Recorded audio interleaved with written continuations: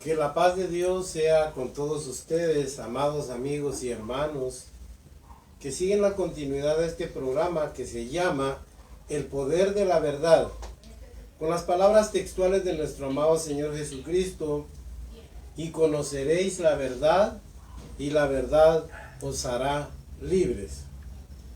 Como hemos estado, hermanos, llevando una continuidad en los mensajes, ya vimos la iglesia, cómo Dios le habla a la iglesia, por medio, nos habla a nosotros, por medio de la iglesia de Éfeso, también por la iglesia de Esmirna nos envía un mensaje. En esta oportunidad vamos a ver cómo Dios, a través de una iglesia, de un miembro, digamos así, de un segmento del cuerpo llamado Pérgamo, Dios nos envía a nosotros, a usted y a mí, un mensaje. Sí, hermanos, un mensaje profético, un mensaje que usted va a ver cómo se está cumpliendo en nuestros días, fehacientemente, hermanos, sin forzar nada, sin retorcer las escrituras. Va a ver usted y yo, miren, hermanos, estoy consciente de lo que dice la palabra de Dios, cómo Dios, mire, de una manera asombrosa, de una manera, hermanos, magistral, con poquísimas palabras, con unos elementos, pero miren, hermanos, de una manera tan contundente, nuestro Señor Jesucristo, porque es Dios, nos da, hermanos, un mensaje tan directo, que cobra vida en nuestros días. Como dicen algunos por ahí, es una palabra rema, se ha hecho un rema, se ha hecho, hermanos, viva en este tiempo de apostasía. Ahí va a ver cómo Dios nos habla. Y el que no oye, hermanos, es porque tiene los oídos cerrados o voluntariamente tapa sus oídos para no oír, porque el mensaje de Jesucristo es contundente. Este tema que vamos a ver se llama el mensaje profético de Jesucristo. Oiga pues, el mensaje profético de Jesucristo a las 7 iglesias. En este momento nos toca a nosotros ver lo que es Pérgamo. Está bien, hermanos, vamos, fíjense que yo quiero abordar la temática casi de inmediato, porque este es un tema con muchos elementos, como les decía hace un momento, o como puse en las redes sociales. Es una iglesia a la cual el Señor, mire, con una riqueza doctrinal, con un montón de elementos, pero con una riqueza doctrinal para nosotros, mucha enseñanza tiene lo que le dice, el mensaje que le envía a la iglesia de Pérgamo. Así de que, hermanos, mire, vamos a iniciar casi de inmediato. Yo les decía, hermanos, de que esta es la forma en que siempre, tradicionalmente, siempre se ha interpretado las iglesias. Y yo, miren, hermanos, aquí quise ponerle, los pongo, Pérgamo se sitúa, oiga pues, en el año 302 al 606, 312. ¿Por qué en el año 312? Porque ellos dicen que esa iglesia equivale al tiempo de Constantino, cuando Constantino tomó el poder de la iglesia, y en fin, hermanos, ahí la ubican. Eso no deja de ser, hermanos, meramente una teoría, y no deja de ser meramente una, ¿cómo le dijera yo, hermanos? Mire, es que una especulación y muchas alegorías. Ya va a ver, hermanos, que la palabra de Dios sin alegorías, sin teorías humanas y sin sin influencia de terceros, digámoslo así. Mire, sin influencia de terceras personas, Dios nos habla directamente al corazón. Ya va a ver eso, hermanos. Pues esta es la forma clásica, digámoslo así. Esa es la forma tradicional como se interpreta. Se ubica Pérgamo en el año 312 y al 606, que fue un lapso de tiempo, una dispensación entre ese tiempo. Y que la estrella o el ángel para ella era Martín. Imagínense pues, yo por lo menos no sé mucho de Martín, solo que lo busque muy históricamente, pero no. Ya vamos a ver que este mensaje es para usted en este mismísimo momento, en este año 2021 que estamos viviendo, en este instante. La palabra de Dios profética está aquí, hermanos. Vamos a ver algo más. Un importante mensaje para todos. Eso es lo que yo quiero centrarme. Yo quiero que usted, hermanos, con la ayuda de Dios, mire, abra sus oídos y sus ojos. No se cierre a lo tradicional, hombre. Mire, renunciemos a muchas cosas que hemos oído. Sí, hermanos, porque muchas cosas que hemos oído lamentablemente son herencia religiosa que hemos traído de generación a generación. Y por eso es de que cuando uno lo quiere cambiar, dice, no, pero eso ya no. Pues oiga y va a ver, mire. Esta es una importante reflexión para usted. Ahora nos toca en esta reflexión encuadrar nuestra atención en la iglesia de Pérgamo, con un poderoso mensaje de nuestro Señor Jesucristo, lleno de riqueza doctrinal asombrosa para nosotros. Recordemos el criterio que hemos aplicado en las otras iglesias, que el mensaje, el elogio, la censura, el galardón contienen la esencia de ese mensaje, para ellos y para nosotros, que estamos viviendo nuestra propia historia. ¿Por qué le digo esto, hermanos? Porque muchos piensan de que eso ya pasó y que ahora estamos en otra época. No, hermanos.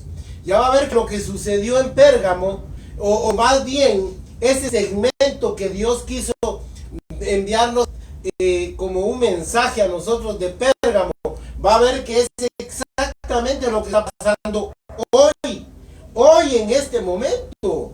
Por eso es de que no podemos pensar en fechas, en edades, porque en este preciso momento estamos viviendo, digamos así, las deficiencias, los males de Pérgamo. Por eso de que no pasó. Y Jesucristo, estas palabras siguen tan vigentes como al principio. El que tiene oído para oír, oiga lo que el Espíritu dice a las iglesias. Miren, pues, en 1 Corintios 10:11, yo quise poner ese versículo, porque dice que ahí el apóstol Pablo nos exhorta a que a nosotros, los que nos han acontecido los finales de los tiempos, veamos todo lo que le pasó a ellos como un ejemplo, para que a nosotros no nos pase lo mismo. Eso está en 1 Corintios capítulo 10, verso 11, si usted lo quiere leer. Mire pues, notemos que aquí, en la iglesia de Pérgamo, nuestro Salvador se presenta como el Dios de la palabra. Ahí va a ver, Él se presenta como un Dios de la palabra, con la palabra viva en su boca. Porque lógicamente, ya va a ver, el elogio es lacónico, es muy corto. El elogio que le dice solo es de que ha guardado su nombre y que ha guardado la fe. No es como en otras que le da más elogio. A esta iglesia, hermanos, el elogio es lacónico, es corto, insignificante, porque ya hay muy pocas cosas en esta iglesia. Y miren lo que ha sustituido la palabra de Dios. Por eso Jesucristo se presenta como el Dios de la palabra, porque se ha sustituido la palabra por doctrinas y prácticas extrañas. Ya lo va a ver, ya lo vamos a ver. Vamos a ver de una manera exhaustiva cómo Dios, hermanos, nos habla, porque es literalmente lo que estamos viviendo.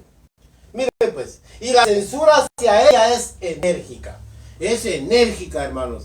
Es una de las censuras más enérgicas, de las exhortaciones y reprensiones de Jesucristo, más enérgica a la iglesia.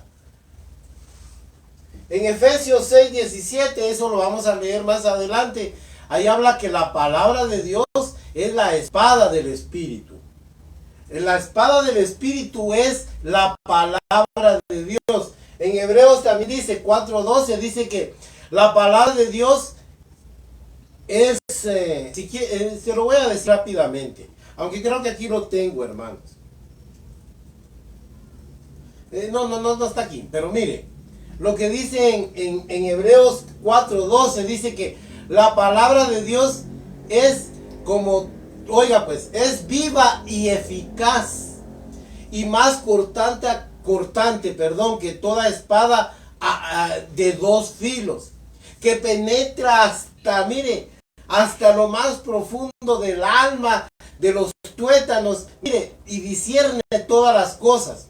delante de su presencia. Dice. Vamos a leer ese versículo. Mire, porque es medular para mí. Mire lo que dice Hebreos en el capítulo 4, verso 11. Verso 12. Porque la palabra de Dios es viva y eficaz, y más cortante que toda espada de dos filos, y penetra hasta partir el alma y el espíritu, las coyunturas y los tuétanos, y discierne los pensamientos y las intenciones del corazón. Y no hay cosa criada que no sea manifestada en su presencia. Antes bien, todas las cosas son desnudas y abiertas a los ojos de aquel a quien tenemos que dar cuentas. Ese milagro lo hace la palabra de Dios. Nadie se puede ocultar hermano, del juicio de la palabra. Hablo de juicio como discernimiento. No se puede escapar, hermanos. Ese poder que tiene la palabra de Dios, mire, inquisitivo, hermanos, que inquiere todo y todo lo sabe, porque la palabra de Dios es viva y es eficaz. Apocalipsis 1:16 también dice, entre las características que presenta Jesucristo aquí en Apocalipsis, ya uno empieza a decir, Él anda entre las estrellas, anda entre los candeleros y tiene en su boca una espada aguda de dos filos, dice, en su boca. Y eso también está en el capítulo 19, dice que Él matará al impío con el poder de su palabra, con la espada de su boca. Dice. Es natural entender que a esta altura, ven, hermanos, y ahora aquí empieza a involucrarnos a nosotros. Es natural entender que a esta altura la sana doctrina conforme a la piedad se ha diluido. La palabra de verdad se ha diluido. Y no es lo que ha sucedido ahora, hermanos. La verdad, la palabra de Dios se ha diluido. En este tiempo, lo que se ha sustituido la palabra de Dios, hermanos, por prácticas extrañas, exóticas, raras, que nada tienen que ver con las enseñanzas de la Biblia, antitéticas a las enseñanzas apostólicas, nada tienen que ver. A esta altura ya se ha diluido. Eso lo dice el apóstol Pablo en primera de Timoteo. Dice que van a venir tiempos en los cuales la gente tendrá comezón de oír, solo es comezón de oír. Y no tolerarán la sana doctrina. Y se encontrarán maestros conforme a sus propias concupiscencias. ¿Por qué dice sus propias concupiscencias? En dos días. A las concupiscencias de la gente y a la concupiscencia del predicador. ¿Saben una cosa? Hay gente que quiere oír. Mire, quiere oír lo que le gusta. Si usted es un predicador que es populista y hace sentir al oyente y le habla de amor, de piedad, de misericordia, de bendición, oiga, de bendiciones, usted los bendice y solo le dice cosas halagüeñas, pero no dice nada del pecado, que se aparten de lo malo. Ah, no, pero entonces si usted viene, usted es un aguafiesta cuando empieza un mensaje como vamos a verlo, sin quitarle nada, hermanos. Pero mire, y la gente quiere oír un predicador así. Y los predicadores predican lo que la gente quiere oír. Ese es un problema en nuestros días. Por eso han surgido tantos predicadores conforme a sus propias concupiscencias, tanto de la gente como de él. Miren, y se volverán a las fábulas.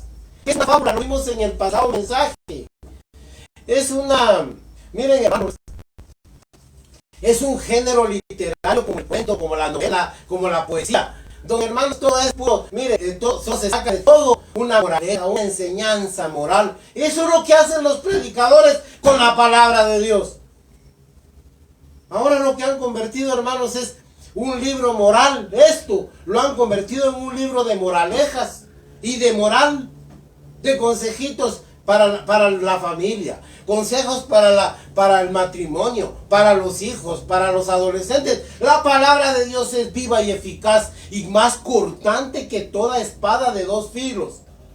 que penetra, hermanos, para discernir nuestra vida pecaminosa y volvernos del mal camino a Dios. Vamos a ver algo nuevo, hermanos. Mire, perdón.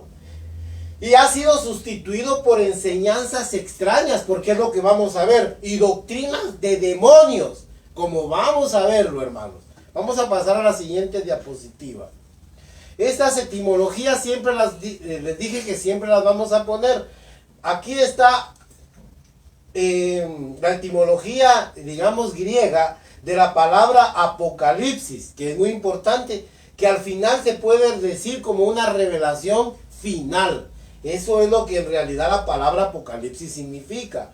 Ángel también no es un ser alado, un ser divino, un ser místico, sino que es un enviado, es un guía, un pastor. Eso es. A ellos les dirige Dios, a usted pastor, a usted hermano pastor, a usted hermano que guía una congregación. Para usted es este mensaje, para mí que predico, para usted que oye. Porque el Señor siempre dice, el que tiene oído para oír, que oiga. Pérgamo, hermanos, mire, la palabra Pérgamo, en realidad es una polisemia, mire la que se ha hecho con la palabra. Una polisemia es cuando se le ponen distintos significados a una palabra. Lo que yo siempre oí tradicionalmente es que Pérgamo significa enlace, doble matrimonio o matrimonio, más o menos buscando el contexto, adaptar el significado de Pérgamo a la palabra, al contexto de lo que Jesucristo le habla. Pero en realidad, hermanos, si vamos a la realidad, vamos a, digámoslo así, a lo verídico, la palabra Pérgamo, del griego Pérgamo, significa fortificado, ciudad elevada. Pérgamo proviene de la raíz purgos, que significa torre, castillo, fortaleza. También del latín pergamus, de donde proviene la palabra pergamino. Así de sencillo, hermanos. No tiene nada de extraordinario la palabra Pérgamo. No, lo extraordinario es lo que sigue, que vamos a ver. El mensaje directo del Hijo de Dios. No importa si se llama Pérgamo, si se llama Tesalónica, si se llama Corinto, no importa. La esencia está en el mensaje. Ahí es donde nosotros vemos esto. Miren, hermanos, como se llama Pérgamo, mire, de una manera polisémica le dieron otro nombre, doble enlace. ¿Cómo dice? Porque dicen que se unió el gobierno con la iglesia, con Constantino, y miren, forman toda una teoría. No, eso no me interesa a mí. Lo que me interesa a mí es en esencia lo que Dios enseña. Ya lo va a ver. Entonces, mire, Pérgamus, de donde proviene la palabra Pérgamo, no tiene nada de extraordinario. Si usted consulta un diccionario bíblico, pero serio, un buen diccionario bíblico, va a ver que eso significa. La palabra enlace fue acuñada, hermanos. Es una palabra cuando le dicen que es matrimonio, que porque se unió la iglesia con el Estado. Miren, hermanos, eso fue acuñado para adaptarlo al contexto de lo que da el mensaje, pero ya va a ver el mensaje de Cristo. Sin estirar, ni encoger, ni forzar las escrituras. De una manera llana, sencilla y natural, va a ver usted el mensaje de Cristo para usted y para mí. Veamos otra cosa importante aquí. Grandes principios. Importancia de la sana doctrina. Yo me quiero detener muy poco en esto. La sana doctrina, hermanos, es importante. Porque eso es lo que Dios les va a recalcar a esta iglesia. La sana doctrina es la que nos mantiene vivos. Es la que nos mantiene, valga la redundancia, sanos espiritualmente. Por eso se llama sana doctrina. Nos cura del pecado, de las deficiencias, del mal que aqueja nuestra alma. Pero mire lo que sucede. Cuando ya no hay sana doctrina, el hombre se ha vuelto a las fábulas. Mire pues, aquí en Job 11:4, uno de los amigos le dice a Job, tú dijiste, mi doctrina es limpia. Oiga pues, y otra versión dice, agrega, y no hay error en mí, dijo. Y eso es exactamente lo que muchos grupos piensan hoy, que su doctrina es la mejor. No, hermano, mire, yo estoy consciente de algo. Nadie hay perfecto, el hombre no es perfecto, ni aún en las doctrinas. Todos tenemos, óigame bien, todos tenemos deficiencias porque no hemos alcanzado lo perfecto. No, hermanos, aquí están, pero el hecho de que estén aquí, el problema es que nosotros tenemos limitaciones.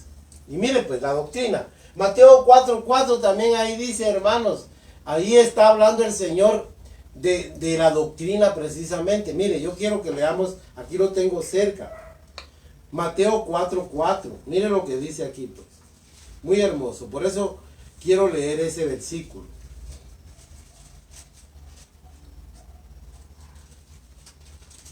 Aquí está, hermanos.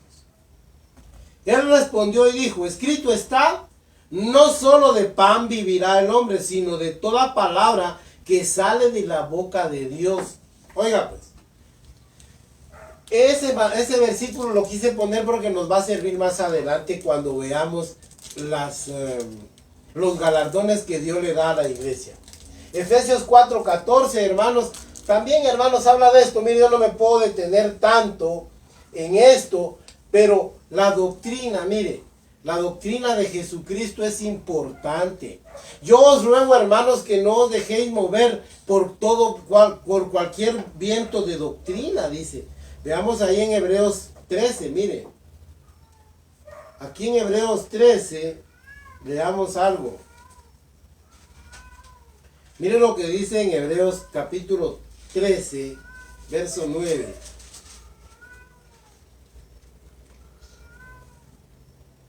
No os dejéis llevar de doctrinas diversas y extrañas, porque buena cosa es afirmar el corazón en la gracia, no con viandas que nunca aprovecharon a los que se han ocupado en ellas. Mire, hermanos, yo no sé, mire, a la gente moderna, contemporánea, en nuestros días, ya no le gusta la palabra viva.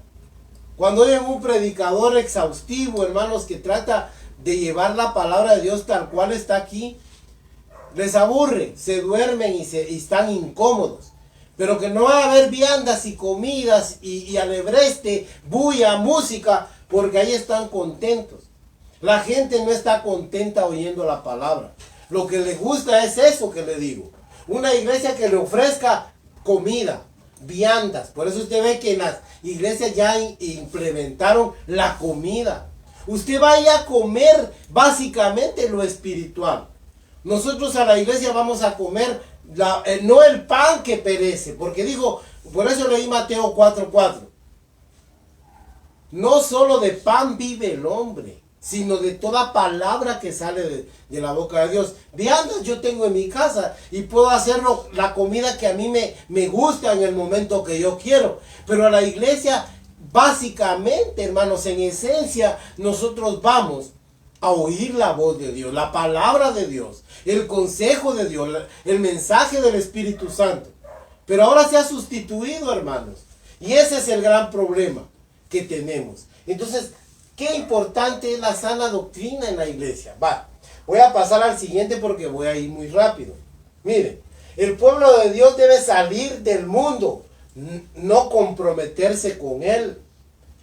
Mire pues, Jesucristo cuando oraba por sus discípulos, por nosotros también, porque en esa oración del capítulo 17 de Juan, hermanos, estamos incluidos usted y yo.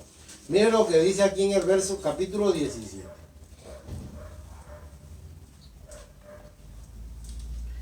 Verso 14. Yo les he dado tu palabra y el mundo los aborreció porque no son del mundo, como tampoco yo no soy del mundo. No ruego que los quites del mundo, sino que los guardes del mal. No son del mundo, como tampoco yo soy del mundo. Santifícalos en tu palabra. Oiga, en tu verdad.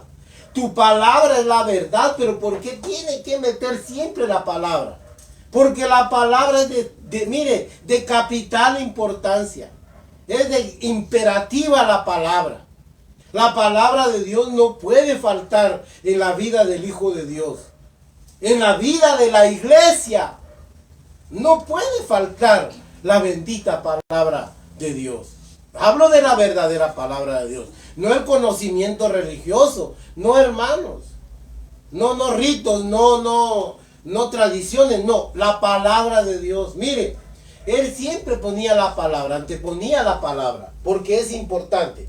Primera de Corintios 2:12 dice, porque no hemos recibido el espíritu del mundo. Oiga pues, porque el mundo tiene un espíritu también. Y la iglesia tiene que tener un espíritu, el Espíritu Santo. El espíritu del mundo, ¿qué es, hermanos?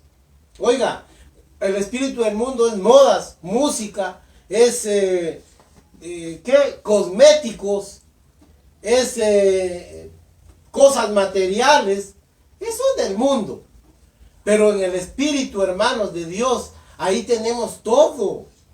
Dice, porque no hemos recibido el espíritu del mundo, sino el espíritu de Dios, por el cual nosotros al Señor le llamamos Padre, Abba, Padre. Y miren, hermanos, aquí hay un montón de versículos que para mí sería un poco difícil. Colosenses 3:1-4. Si pues habéis resucitado con Cristo, poned vuestra mirada en las cosas de arriba, no en las de la tierra que perecen.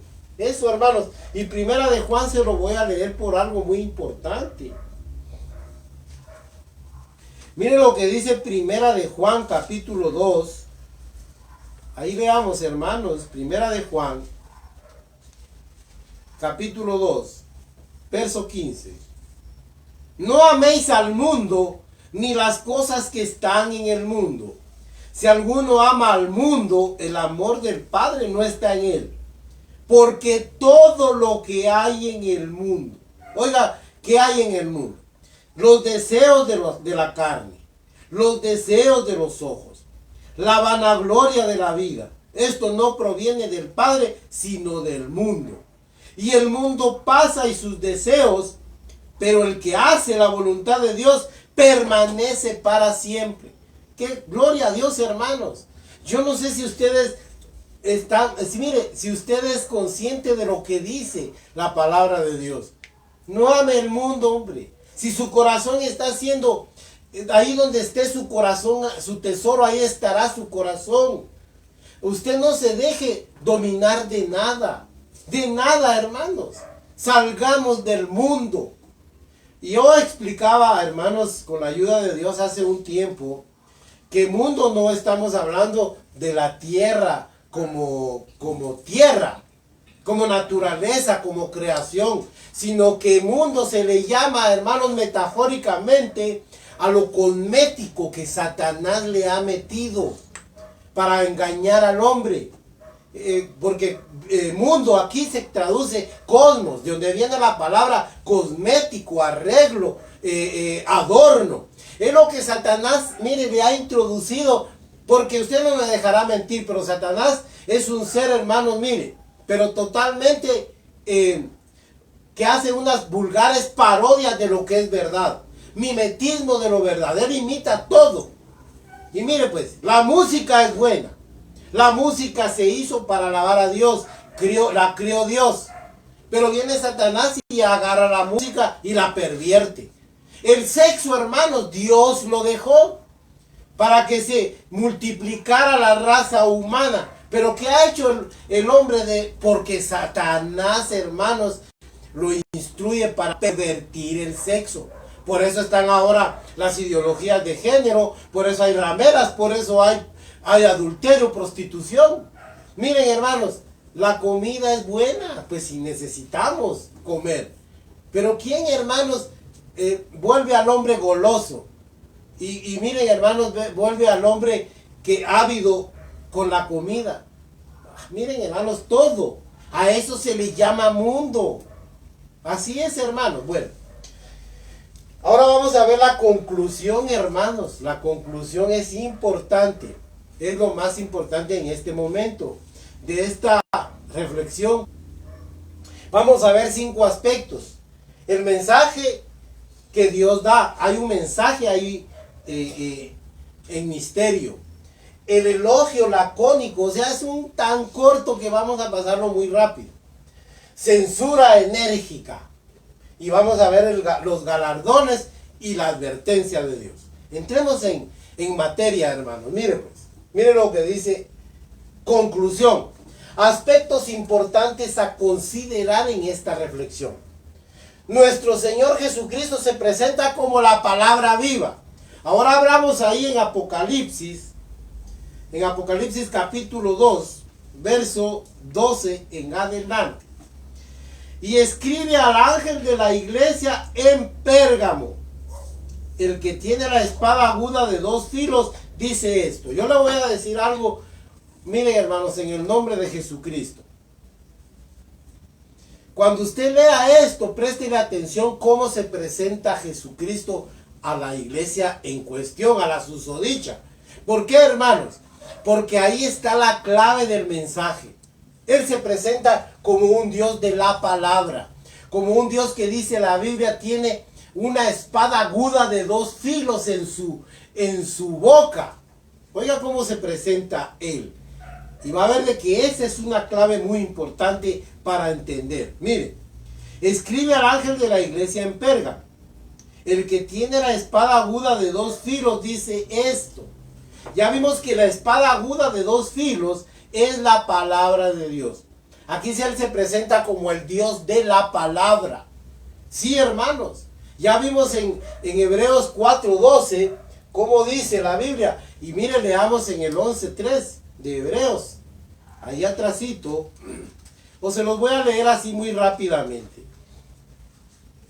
Mire cómo dice la palabra de Dios. Hebreos 11:3.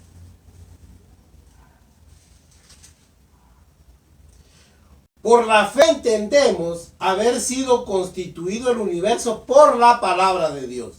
De modo que lo que se ve fue hecho de lo que no se veía. O sea que la palabra de Dios es el verbo, es la palabra. Jesucristo también se le conoce como el verbo de Dios, es la palabra de Dios. Él es el pan que descendió del cielo, el maná, Él es la palabra viva. En Él se hizo, hermanos, la palabra. Por eso es muy importante la palabra de Dios. Por la fe tenemos que por la palabra, no esas teorías que ha emitido la ciencia o teorías que tiene la ciencia. No, entendemos que fue la palabra de Dios la que hizo todo. Y Jesucristo aquí se presenta como un Dios de la palabra, un Dios que representa la palabra, un Dios con poder. Ahora sigamos adelante. Oiga, ahora sigamos mejor aquí la lectura, verso 13. Yo conozco tus obras y dónde moras. Ese yo conozco tus obras, a todas las iglesias se lo dice. Porque Él conoce todas las cosas, hermanos. Él conoce lo que usted hace allá en secreto. Lo que nadie sabe de usted, Él lo sabe. Aquí no hay secreto oculto, hermanos. La palabra de Dios dice que lo va a revelar todo, ahora o más adelante, o en el futuro. Eso así va a ser, hermanos. No hay nada oculto que esté, a la palabra esté oculto. Así dice ahí, en Hebreos. Porque la palabra de Dios todo lo escudriña. Yo conozco tus obras. Vamos a ser muy exhaustivos, hermanos. Muy meticulosos para que vea el mensaje. Oiga pues. ¿Y dónde moras? Donde está el trono de Satanás. Pero, oiga pues. ¿Dónde está el trono de Satanás? Mire pues. Aquí, lo que sucede, a ver, la Biblia habla de que Satanás, mire pues, Dios tiene un trono. Y Satanás, como siempre, hace parodias. Él siempre va a imitar, hace imitaciones, mimetismo, hermanos, vulgares parodias de lo que es Dios. Él también se hizo su trono y tiene súbditos. Mire pues, Dios es cabeza de Jesucristo, es cabeza de la iglesia. Satanás es cabeza del mundo. Y oiga pues, cuando hablamos de trono, hermanos, hablamos de que estaban, mire, el mundo entero es como quien dice el reino de Satanás. Por eso leímos eso, que no amemos al mundo. Y el trono, hermanos, es donde abunda el pecado, hermanos, y la idolatría. Entonces ya vamos a entender eso, hermanos. Mire, aquí Dios va a ver usted lo que significa por qué estaba en el trono de Satanás, cerca donde está. Satanás se acercó tanto. Mire, muchos se inventaron una teoría de que a Pérgamo pues llegaron sacerdotes a Talus. El sacerdote Atalus, miren hermanos, que era sacerdote rey, emigró de Babilonia cuando fue conquistada por los medos y los persas. Entonces ellos emigraron y se asentaron ahí. Pero hermanos, eso es un poco estirado. No, hermanos, aquí está hablando de cosas espirituales. Ahí había un trono, es cierto, hermanos, a Zeus, a Afrodita, que dice que era como de 40 metros por 12 de alto y 36 de ancho. ¿Se imagina usted el tamaño de idolatría que había ahí? Pero lo esencial es la idolatría. Miren, hermanos, donde hay pueblos con idolatrías pero paganísimas, donde se ha involucrado la brujería, el pecado y el sexo, hermanos. Y miren, hermanos, el lesbianismo, el homosexualismo y todo eso. Y ahí está en práctica, en esencia. Hermanos, ahí está el trono de Satanás. Ahí está Satanás, reinando, miren, hermanos, vivazmente. Ahora sigamos adelante. Primera de Juan 5:19. Mire pues, moras donde está el trono de Satanás. No quise pasar esto, hermanos, porque aquí en el capítulo 13, verso 2, ahí habla de que mire, Satanás le da a la bestia de su trono para que la adoren. Por eso es que yo le digo que ahí es donde está, donde hay adoración idolátrica, donde hay pecado, así miren, hermanos, descarado, sin ningún recelo.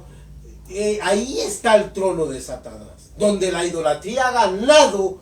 Miren, hermanos, los mayores, la mayor jerarquía, hermanos, donde se adora al hombre. Allí está el trono de Satanás. Primera de Juan 5:19.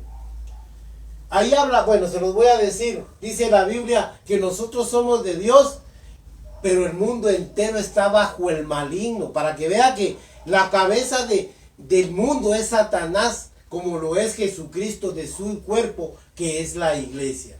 Miren lo que sigue diciendo aquí. Pero retienes mi nombre y no has negado mi fe. Esa es parte del elogio. Mire qué corto. Ni aun en los días en que Antipas, mi testigo fiel, fue muerto entre vosotros, donde mora Satanás. Aquí habla de un personaje, hermanos. Perdón, que se llama Antipas. Oiga, Antipas, que es del griego contra, opuesto, y de la palabra, de la raíz pater, que significa padre. O sea que significa, hermanos, contrario al Padre. Mire, el padre de este mundo es Satanás. Entonces, mire, nosotros aquí, esta es el único lugar en las escrituras en que aparece registrado el nombre Antipas. En ningún otro lado. Algunos, pues miren, hermanos, han sacado teorías ahí como de todo. Pero vamos a remitirnos a lo que dice aquí. Por eso vamos a tomar en consideración la etimología de la palabra Antipas. Contra todo. O sea, miren, hermanos, opuesto a todo. Es muy, muy natural pensar eso. ¿Sabe por qué? Porque una iglesia que se estaba corrompiendo tanto, tenía que haber los cristianos tenían que tener en esencia, hermanos, como en toda, cuando hay apostasía, como le pasó a Elías, a los profetas, que cuando empezaba la contrariedad contra Dios y el hombre empezaba, hermanos, a apartarse de Dios, entonces debemos entender de que tiene que haber gente que se oponga al sistema. Y por eso es de que Antipas, aquí, hermanos, miren, no tiene por qué aparecer en otro lado. Aquí aparece registrado y esto es para la eternidad. Porque aparece registrado en la palabra de Dios por Jesucristo. Hubo un hombre que se llamaba Antipas, o miren, hermanos, también se puede tomar, porque eso es una palabra, Antipas es una palabra plural, fíjese. No es una palabra singular, sino plural. Antipas significa contra el Padre, contra todo, contra lo malo, digámoslo así. Es algo contrario, hermanos.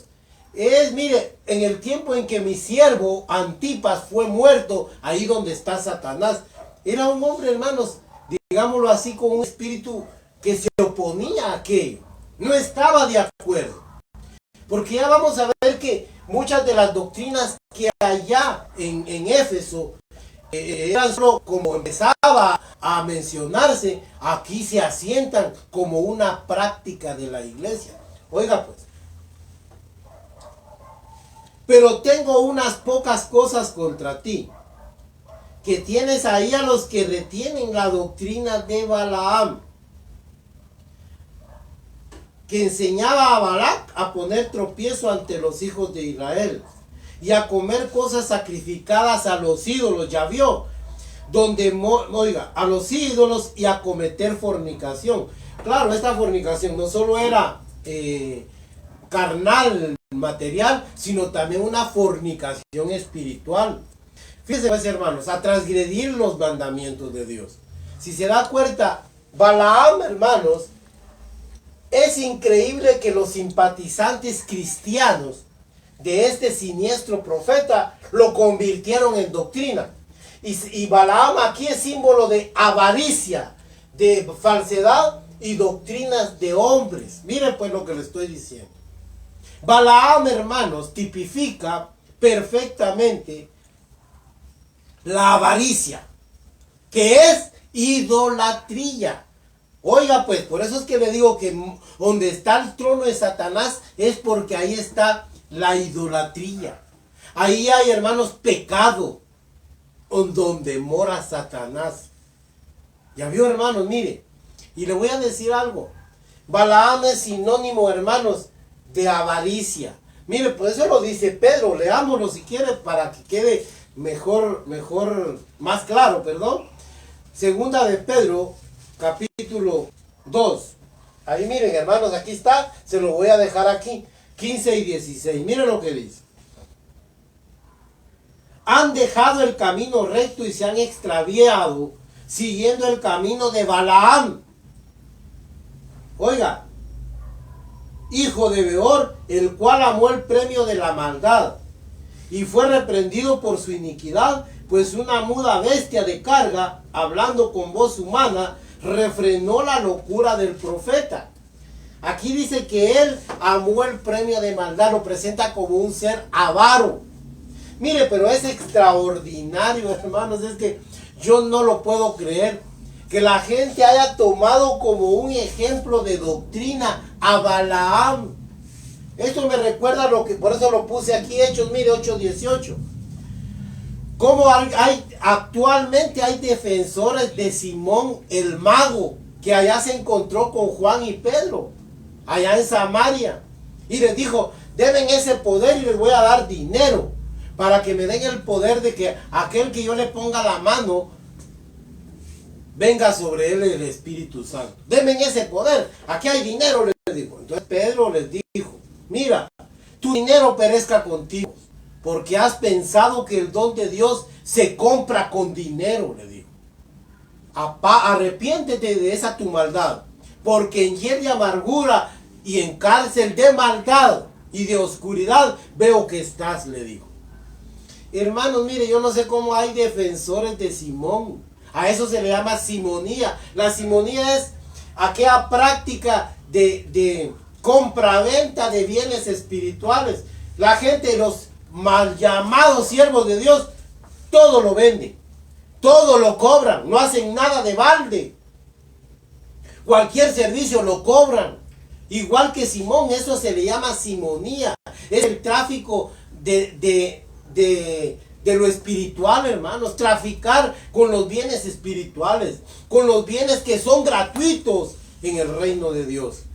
Pues Balaam es símbolo de esto, de falsedad, hermanos, y de doctrinas de hombres que ahora tanto abundan. Yo ya le dije, hermanos, usted no deje, cuando usted lee la Biblia, no se deje influir por terceras personas.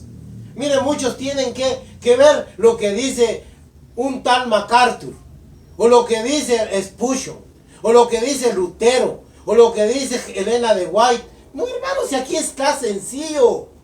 Si mire, con deseos de aprender, Dios le va a enseñar. Si alguno tiene falta de sabiduría, pídala a Dios. Usted no se deje influenciar por terceras personas.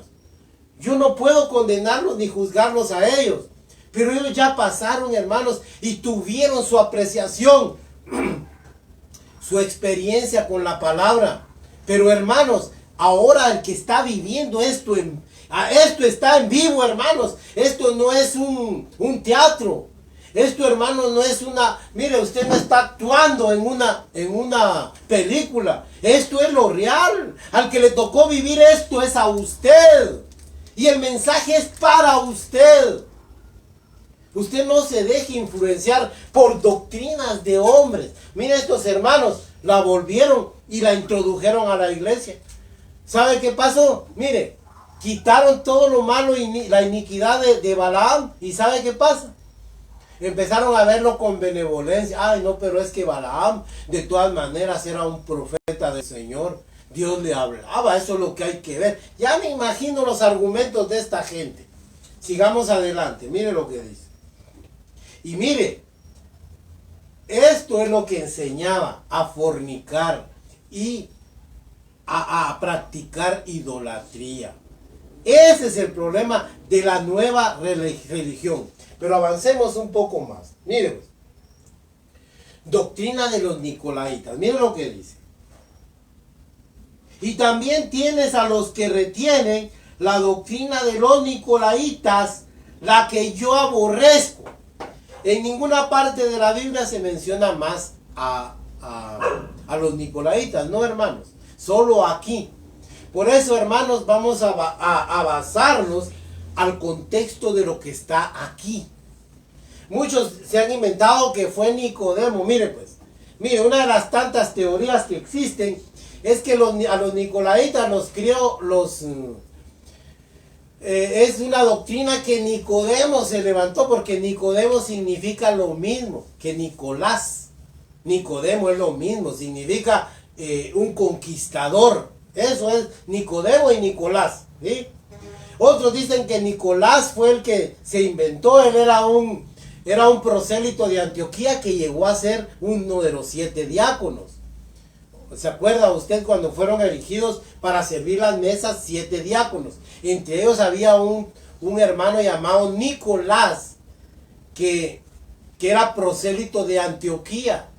Y a él, miren, hermanos, etiquetan y dicen que fue Nicolás por el nombre. No, hermanos, mire, está bien la teoría, pero no tiene sustento, ni histórica, ni se puede demostrar. Así de que nada que ver con eso.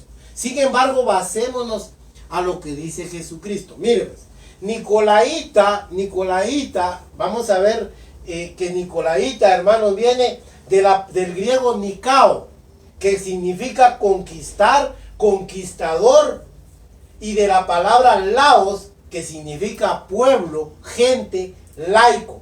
O sea que esa palabra, si la queremos juntar, significa conquistando al laico, conquistando al pueblo, conquistar. Mire, ahora, hay muchas cosas que el hombre usa como artimaña, pero ¿qué tiene de malo esta doctrina? Que Jesucristo la censura no solo en Éfeso, sino acá, que aquí ya se asentó, hermanos. Es porque, mire, Dios no mandó a que usted conquiste a los hombres. Mire, pues, Oiga lo que le estoy diciendo yo. ¿Por qué tiene Dios, miren hermanos, aborrece, así lo dice aquí, aborrece la doctrina de los nicolaitas, la cual también yo aborrezco, dijo en Éfeso. Aquí dice, retienes a los que tienen la doctrina de los nicolaitas, la cual yo aborrezco. Sí, ¿por qué lo aborrece? Yo le voy a decir una cosa. Hay muchas formas de ver la conquista del pueblo. Mire pues, muchos conquistan a la iglesia, oiga pues cómo, con títulos honoríficos. Ah, el gran pastor. Ay, el gran apóstol. Esos conquistan a esa gente. Por eso mucha gente, ay, mi apóstol, y se derriten con los siervos de Dios. Hermanos, Dios no nos mandó, mire, Dios no hizo una iglesia con estratos sociales, dividida en estratos. Ah, está el cuerpo pastoral, el cuerpo sacerdotal y está el pueblo. No, hermanos, todos somos hijos de Dios, somos hermanos. Y nuestro Padre Celestial es Dios. Y el único sumo sacerdote es Jesucristo. Ah, el evangelista. Ahora, hermanos, mire, ahora hay superpastores. Mire, doctor en teología, doctor en divinidad. ¿Cómo cree usted que no conquistan a la gente si la gente abre la bocota porque tiene comezón de oír? Y piensan que por un título que tiene aquel les va a revelar más la palabra de Dios. Otra cosa que conquista es el dinero, hermanos. Hay mucha gente que se compra. ¿Usted por qué cree que muchos se embellecen un templo de lujo? Para atraer a las masas. Otra cosa que conquista es el proselitismo. El proselitismo, hermanos, Dios lo aborrece. Porque Dios no nos ha mandado a conquistar a la gente. Mis ovejas oyen mi voz y me siguen. Al extraño no seguirán. ¿Por qué era tan abominable? Es tan abominable el nicolaíta, hermanos. Mira, ahora dígame usted, ¿dónde quedan aquellos centros, aquellas universidades, aquellos colegios, hermanos, que imparten estos títulos? Es nicolaísmo, hermanos. La gente sale, mire, soberbia, ya con un título bajo el brazo, para hacer un montón de disparates en el evangelio. Y un montón de cosas descabelladas que no están de acuerdo a la sana doctrina. Porque así aprendieron, hermanos. Los títulos conquistan. El proselitismo conquista. Ustedes recorren mar y tierra, le decía Jesucristo a los fariseos y saduceos, para ser un prosélito. Y cuando lo logran, lo hacen 2 veces. Hijos del infierno, como vosotros. Oiga, hermanos, es que Dios no nos ha llamado a hacer proselitismo. Ni que, mire, usted no hable de su iglesia. Usted no hable de su religión. Usted no hable de su grupo, de su congregación. No exalte su congregación. Dios no lo ha llamado a hacer proselitismo de esa manera, para conquistar a la gente. Mire, es que en mi iglesia, ahí hay sana doctrina, somos los mejores. Usted presenta de lo mejor. Presente a Cristo. Yo no hablo de nada de eso, hermanos. Ni religión. No, hermanos. Porque no hago proselitismo. Yo estoy predicando lo que Dios manda, lo que dice aquí, sin alterar, sin, hermanos, sobrepasar lo que está escrito, los lineamientos que me marca la palabra de Dios. Miren, hermanos, sin especulaciones, sin alegorías. A mí no me gusta alegorizar la palabra de Dios, porque aquí está clara. Y termino con los galardones, mire pues. Por tanto, arrepiéntete, pues si no, vendré a ti pronto y pelearé contra ellos con la espada de mi boca, con la palabra. ¿Ya vio? El que tiene oído, oiga lo que el Espíritu dice a las iglesias. Al que venciere, mire pues, al que venciere. Aquí quise yo poner un versículo muy hermoso que está en Juan primera de Juan, capítulo 5, ahí dice que lo que ha conquistado, lo que ha vencido al mundo es nuestra fe, dice. La fe, nuestra fe ha vencido al mundo.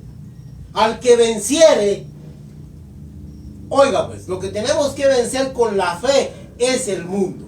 Mire pues, mire lo que dice aquí.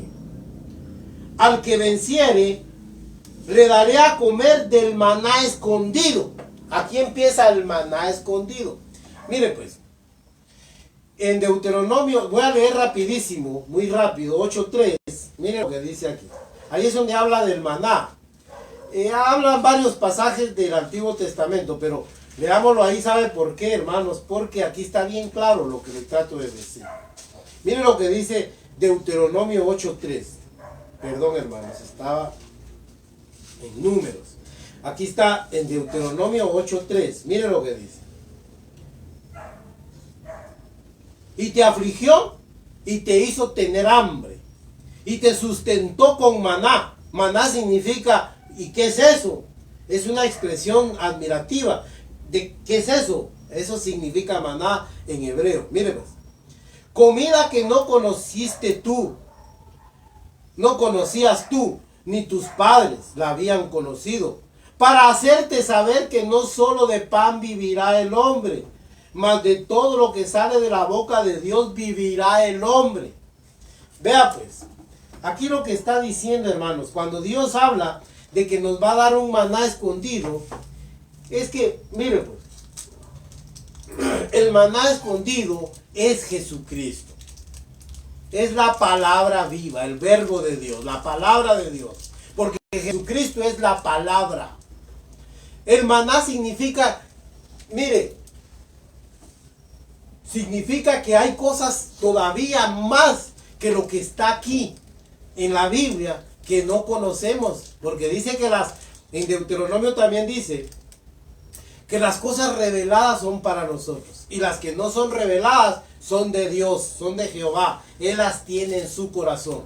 Pues mire, yo considero de que esto es breve y no se dijo todo aquí. Hay un montón de cosas que vamos a entender en aquel día. Eso lo dijo el Señor. Ahora ustedes no las pueden sobrellevar, pero viene el día en que se las voy a enseñar, digo. El maná escondido es eso, hermanos. Toda esa riqueza espiritual que Dios nos tiene reservada y la que nos ha ofrecido. Eso es, hermanos. Mire, Job 26:12 dice que Dios truena en los relámpagos y en el mar, y miren la creación. Y todo eso es un susurro de Dios, dice. Oiga pues, Dios nos ha hablado. Este libro es como un susurro. Es como tomar un vaso de agua en el gran océano de la sabiduría de Dios. Eso lo expresa en Romanos Pablo 11:33. Oh, dice él, oh profundidad de la sabiduría y del conocimiento de Dios, cuán insondables son sus caminos. Así expresa Pablo cuando entendió un misterio. Pablo dice, oh, qué profundidad, dice. Y miren, hermanos, todavía hay más. Ese maná es el que Dios nos tiene reservado. Ahora mire pues. Y él dice, hermanos, que nos va a dar. Ahora, mire quién es el maná. Oiga pues, quién es el maná. Mírenlo ahí en Juan 6. Para que esto quede bien claro. Mire quién es el maná escondido, pues. Juan capítulo 6. Aquí se lo puse, de todas maneras no tenga pena, hermanos. 6:31, miren lo que dice. Dice, nuestros padres comieron, le están diciendo a Jesucristo, reclamándole, el maná en el desierto, como está escrito, pan del cielo les dio a comer. Eso es lo que leímos allá en Deuteronomio. Ellos están repitiendo ese versículo. Ahora miren lo que dice. Y Jesús les dijo, de cierto os digo, no os dio Moisés el pan del cielo, mas mi Padre os da el verdadero pan del cielo, porque el pan de Dios es aquel que descendió del cielo y da vida al mundo. ¿Y quién cree usted que es? Jesucristo. Le dijeron, Señor, danos siempre este pan. Jesús les dijo, yo soy ese pan de vida. El que a mí viene nunca tendrá hambre, y el que en mí cree no tendrá sed jamás. Eso es Jesucristo. Aquí Él está ofreciendo que Él va a ser su sustento, mi sustento por toda la eternidad. Ahora mire pues lo que sigue. De los galardones, hermanos. Ahí está. Ahora mire aquí en Apocalipsis, leámoslo. Mire lo que dice. El maná escondido. Y le daré una piedrecita blanca, y en la piedrecita escrito un nombre nuevo, el cual ninguno conoce sino solo el que lo recibe. Mire pues, para eso nos vamos a auxiliar en los profetas. Ahí en Zacarías capítulo 14, verso 9.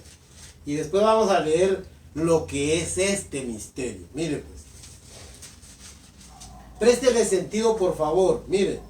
Y Jehová será rey sobre toda la tierra. Aquí ya está hablando del fin. En aquel día el Señor será uno. Jehová será uno.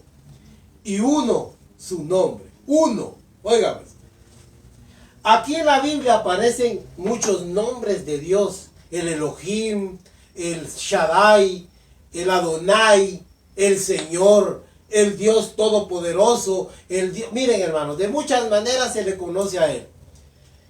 Y la palabra Jehová, que es un tetramegatón, le dicen que son siglas que en realidad significan yo soy. El yo soy, hermanos. Pero mire, hay muchas formas de ver el nombre de Dios, pero ese no es el tema porque se nos haría muy largo. Pero ahora vea usted cómo la Biblia enseña. Mire lo que dice en el capítulo 3, ahí adelantito en Apocalipsis, capítulo 3, verso 12. Ahí está, ¿qué es ese nombre nuevo? Mire pues. Verso 12. Al que venciere lo haré columna en el templo de mi Dios, y nunca más saldrá de allí. Y escribiré sobre él el nombre de mi Dios y el nombre de la ciudad de mi Dios, la nueva Jerusalén, la cual desciende del cielo, y el nombre de mi Dios y mi nuevo, no, dice mi nombre nuevo. Aquí está hablando de que él, porque mire, respecto a esa piedrecita blanca, se han hecho también un montón de teorías. La gente dice, que a usted le va a cambiar el nombre, que su familia era Luna y que no sé qué, y que entonces Dios le va a cambiar ese nombre porque le va a cambiar de naturaleza. Nada de eso, hermanos. La piedrecita blanca, hermanos, con un nombre nuevo, es el nombre de Dios. Aquí lo dice. Y el nombre nuevo, escribiré sobre él el nombre nuevo, porque Dios se va a manifestar con un nombre nuevo, porque el nombre de él lo han blasfemado tanto. Y él se va a manifestar con su nombre verdadero, porque el yo soy no es un nombre, es, hermanos, como quien dice, una parte de su personalidad. Yo soy. Eso significa Jehová, Jehová. Mire, Jehová, pues, la contracción castellana de esas 4 letras que no se podían ni leer, y los judíos cuando la veían, solo decían el Señor, porque no la mencionaban, el yo soy. Pero ahora Él nos va a dar a conocer su nombre nuevo, un nombre nuevo, a eso se refiere.